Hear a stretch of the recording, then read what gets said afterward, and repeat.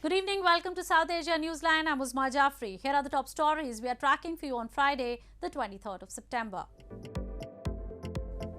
Indian PM Modi tells states to focus on green growth, net zero target by 2070. Activists protest in Geneva to highlight atrocities in Pakistan-administered Kashmir. And Sri Lanka's tea estate Tamils fear generational poverty, discrimination after months of crisis.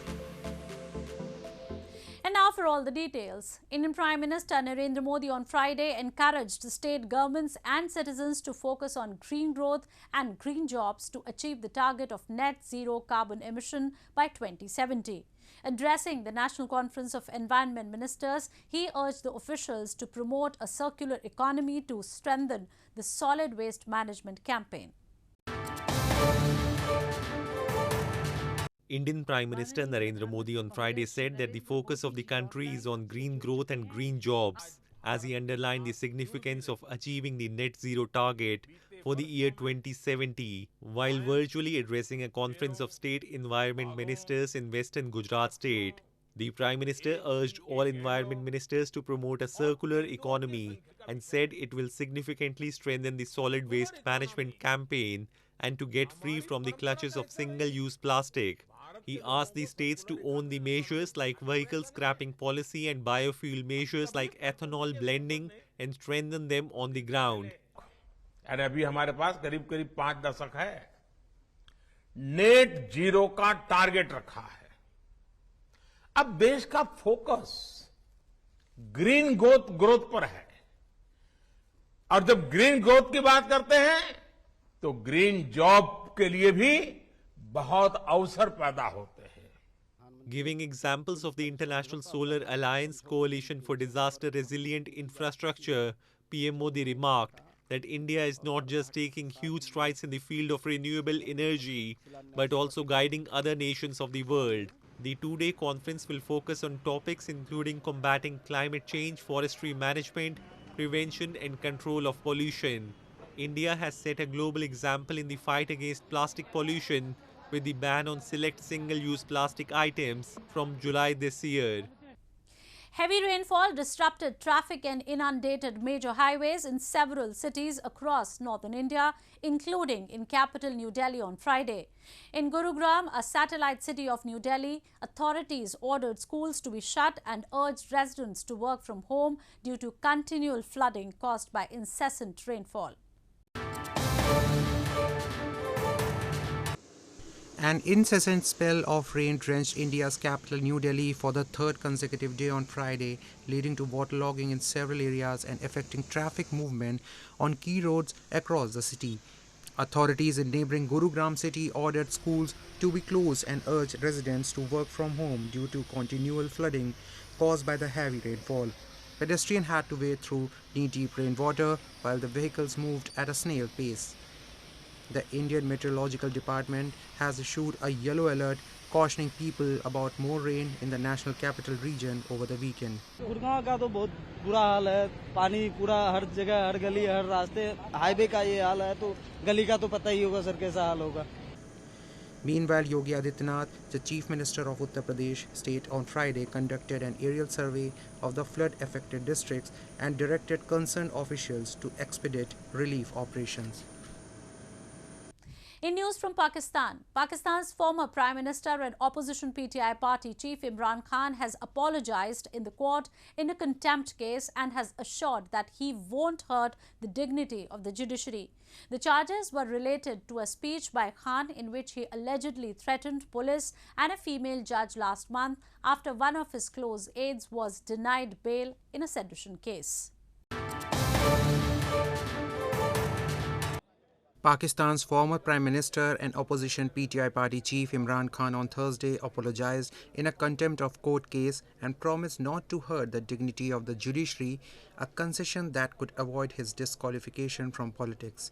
Khan was charged with a contempt of court following a speech he made at a public rally in capital Islamabad last month, where he threatened actions against Judge Zeba Chaudhry and senior Islamabad police officials for arresting his top aide Shahbaz Gill in a sedition case. He stated that he has realized that during the proceedings he may have crossed a red line and assured that he would never do anything in future that would hurt the dignity of the court or the judiciary. जो हकीकी आज़ादी की जंग लड़ रहा हूँ mafias के खिलाफ मैं जिससे जंग नहीं लड़ने वो पाकिस्तान की अदलिया. A conviction for contempt would have disqualified Khan from standing for election. The cricket star turned politician has faced a barrage of legal woes since his ouster in a confidence vote in April by united opposition led by his successor, Prime Minister Shehbaz Sharif. Moving on. Activists from Pakistan-administered Kashmir staged an anti-Pakistan protest this week outside the UN office in Geneva and highlighted grave human rights situation in the illegally occupied region. They also urged the international community to intervene and take note of Pakistan's sponsorship of terrorism. Members of the United Kashmir People's National Party UKPNP recently held an anti-Pakistan protest on the sidelines of the UNHRC session in Geneva and highlighted the grave human rights situation in Pakistan-administered Kashmir. The protesters raised concern over the issue of enforced disappearances and underscored a consistently deteriorating socio-economic situation in the region. They demanded Pakistan to stop exploiting the natural resources and also added that they were being denied basic rights and their dissent was being met with brute high-handedness. The activists urged the international community to intervene and take note of Pakistan's sponsorship of terrorism. वहाँ के लोगों को आज की 21वीं सदी में आज़ादी से जीने दिया जाए और वहाँ लोगों को सेल्फ डिटर्मिनेशन के जो चक्कर में डाला हुआ है उससे बेहतर है कि लोगों को फ्रीडम ऑफ एक्सप्रेशन दें, वहाँ के लोगों को आज़ादी दें बोलने की, वहाँ के लोगों को आज़ादी दें मूवमेंट की, वहाँ के लोगों को आज़ादी दें कि वो अपने एक्सप्रेशन को पेश कर सकें. People in the illegally occupied region accuse Pakistan of meting out atrocities on them. Over the past several years, many of them have been forced to flee their homes owing to a crackdown launched by Pakistani agencies. Activists say those who are not that fortunate are implicated under trumped-up charges and thrown in jails.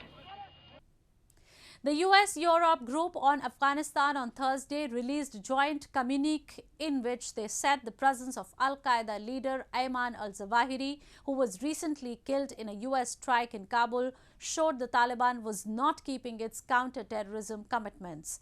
The Taliban has said it is investigating the July airstrike and that it has not found the al-Qaeda leader's body, a co-accused in 9/11 attacks.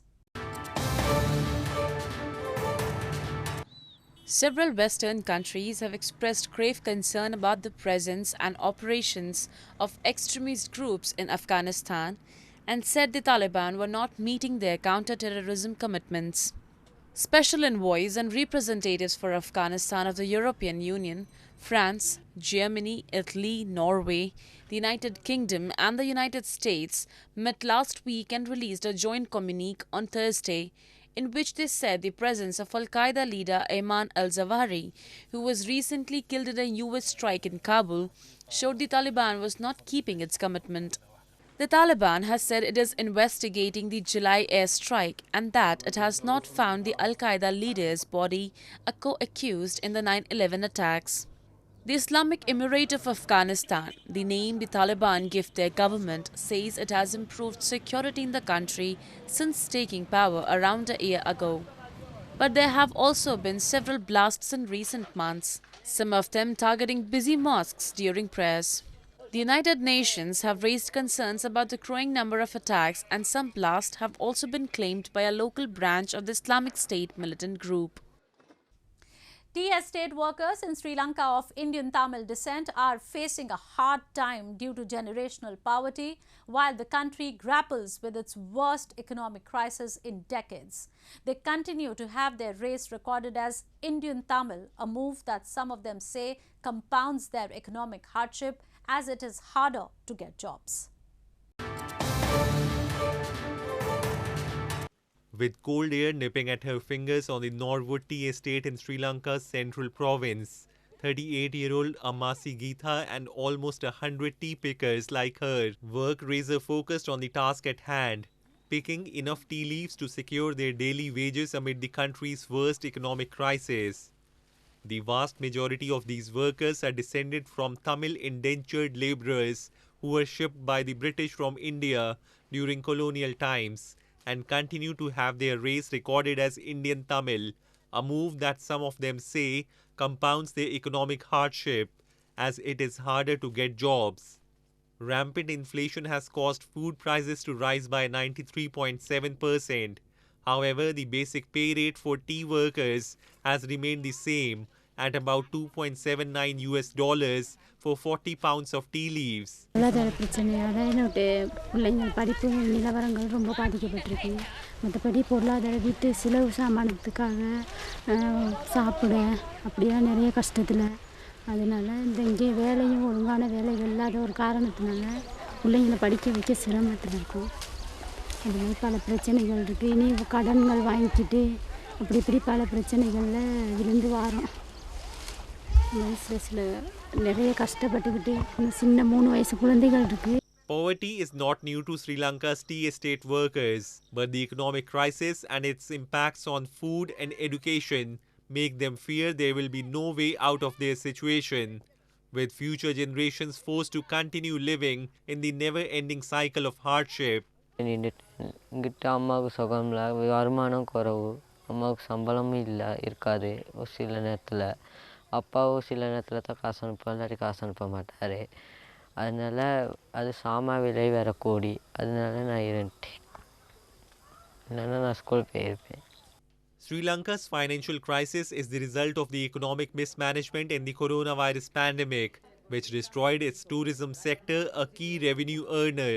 For months, the population of 22 million has struggled with power cuts, rampant inflation, a plummeting rupee and shortage of foreign exchange reserves that made it difficult to pay for imports of food, fuel and medicine.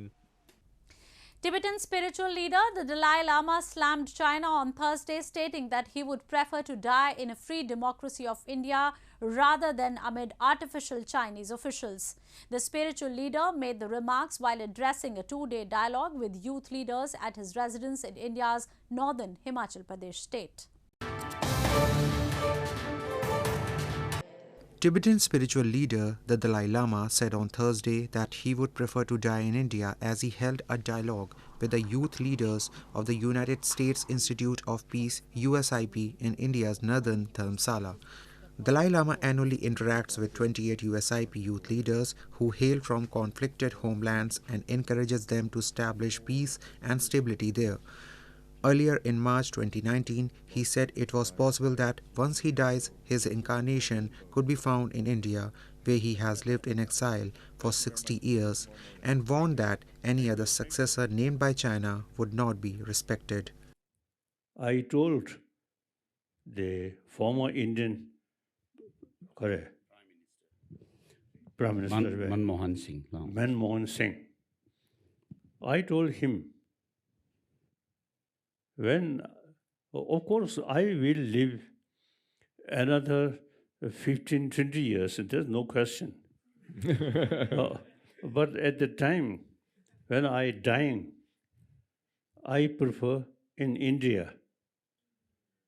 You see, surrounded with people who really show you love. Not artificial something. If I dying surrounded with these Chinese officials, too much artificial.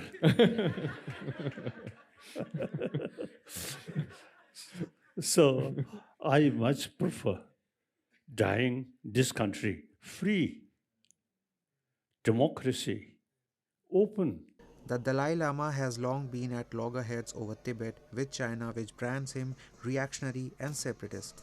The spiritual leader, who won the Nobel Prize in 1989, says he seeks greater rights, including religious freedom and true autonomy for Tibetans. Well, that's all we have for you from South Asia this evening. Now our viewers can watch the show on SouthAsiaNewsline.com. You can also visit us on Facebook.com/SAsiaNewsline and follow us on Twitter @SAsiaNewsline. That's all in tonight's edition. We will see you same time next week. Have a great weekend. Good night.